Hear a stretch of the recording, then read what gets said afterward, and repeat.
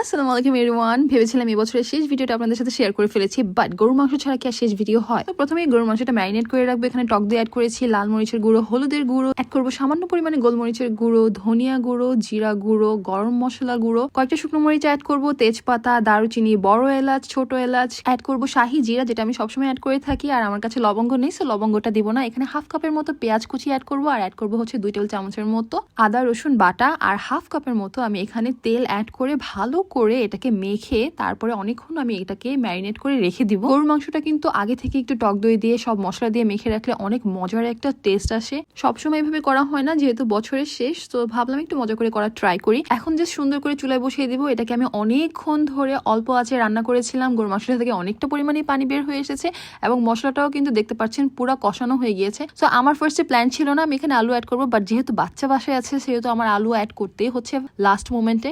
So আমি এখানে আলু অ্যাড করে দিলাম, আর অ্যাড করে দিলাম 2-4টা রসুনের কোয়া। শীতের নতুন আলু সেদ্ধ হতে খুবই কম সময় লাগে, সো অলমোস্ট সিদ্ধ হয়ে গিয়েছে। আমি এখানে কয়েকটা কাঁচামরিচ দিয়ে জাস্ট 1 কাপ পানি অ্যাড করবো যাতে গ্রেভিটা খুব সুন্দর হয়। তো একটু নাড়াচাড়া করে আমি এটাকে ঢেকে বসিয়ে রাখবো। বেশিক্ষণ না, জাস্ট 10-15 মিনিট এটা ফুটে আসলেই তারপর আমার রান্না ডান। এক্স্যাক্টলি গরুর মাংস যে কালারটা চেয়েছিলাম ওই সুন্দর কালারটাই এসেছে। সো এখন একটা প্লেটে সুন্দর করে সার্ভ করে নিব। সো আমার ছোট্ট পেজ থেকে আপনাদের জন্য ছোট্ট একটা বার্তা থাকবে, সেটা হচ্ছে যে নতুন বছর আমরা কিন্তু 31st-এ অনেক ফায়ারওয়ার্ক করে থাকি। তো যে যেখানে আছেন যারাই আতশবাজি ফুটাবেন খুবই সাবধানতা মেনটেন করে করবেন, যাতে আপনাদেরও কোনো ক্ষতি না হয়, আপনাদের জন্য আশেপাশের মানুষের জন্য কোনো ক্ষতি না হয়। আমরা প্রত্যেক বছরই দেখি যে পরের দিন সকালেই দেখা যায় কোনো না কোনো একটা অঘটন হয়ে গিয়েছে। সো আমরা চাই না যে নতুন বছর আমরা কোনো অঘটন দিয়ে শুরু করি। So bye, thanks for watching.